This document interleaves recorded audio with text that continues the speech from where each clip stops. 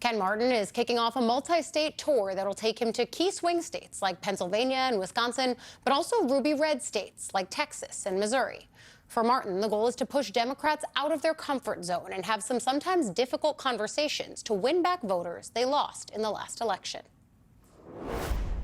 So many parts of our coalition left us this last election cycle, right? We know that, from Latino voters to working class households to young voters to women. That's a damning indictment on the Democratic Party. We got to do a better job. Joining me now is Julie Roginski, Democratic strategist and author of the Salty Politics newsletter on Substack.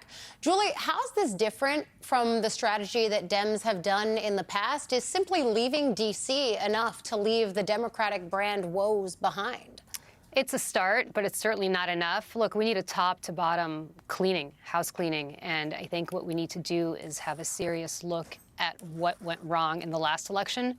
But most importantly, we need to learn how to communicate and where to communicate. I think the problem is that Democrats have been so worried about segmenting their communication that they've forgotten basically the forest for the trees, and we don't know how to communicate to voters on their terms holistically, because we try so hard not to offend some segment of our base that we end up offending everybody. So it doesn't just mean that you have to go to Texas and Missouri and Pennsylvania and every state that the new chairman is going to.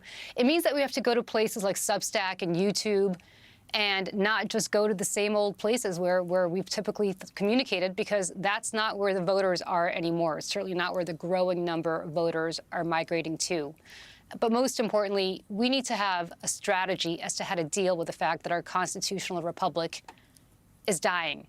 And I have not seen the new chairman or, frankly, any of our leaders in Washington right now speaking to that. They are in some completely scared, child's pose posture where they're too worried about what to say, even as the president dismantles everything this country stands for. And I think that's the biggest three-alarm fire that we could possibly address right now. I strongly urge the new chairman to address it immediately and to rally our leaders across the states and across Capitol Hill to do the same.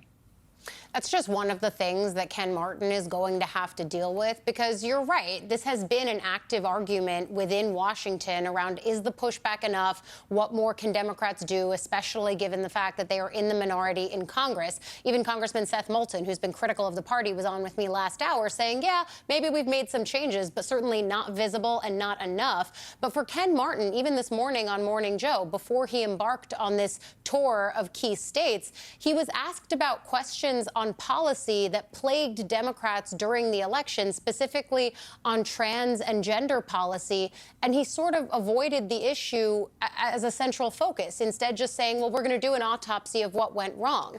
Time is of the essence, right? I mean, can Democrats avoid this conversation much longer? Listen, it's not a difficult message.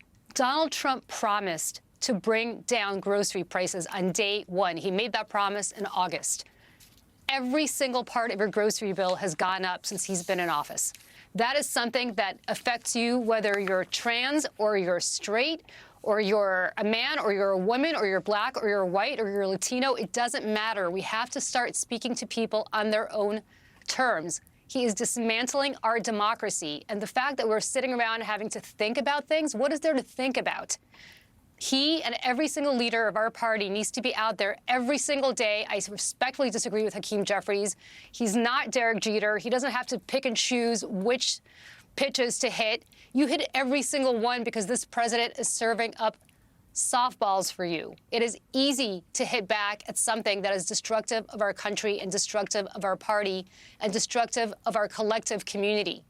And rather than sitting around figuring out how to segment everything and doing yet another focus group or listening to yet another political consultant, I say this as a consultant myself, go out there and explain to the people what is happening to our country. I don't know whether our leaders in Washington, I certainly hope the new chairman hears this, but listen, I just did a chat with my Substack subscribers on Sunday. The furor and just the anger that the base is feeling towards our leaders because they felt abandoned. They feel abandoned. They feel like nobody's out there standing up for their values right now. And these are people who are progressive Democrats, but they're also people who are moderate Democrats. This is across the board. This is not a matter of ideology. It is a matter of whether we have people in charge who are fighters or people in charge who are cowering. Donald Trump did not get a mandate He did not have a mandate. He barely won the popular vote in one of the closest elections in history. So for us to be treating him like he's some sort of immovable object is absurd. Go out there and fight. That is what the party needs from its chairman. That's what it needs from its leaders on the Hill right now. Julie Roginski giving voice to a lot of the conversations that I know I've been having with sources and elected members here in Washington, an ongoing debate. Thank you for joining us. Thank you. And coming up next, a fiery and tough-to-reach pileup deep inside a major interstate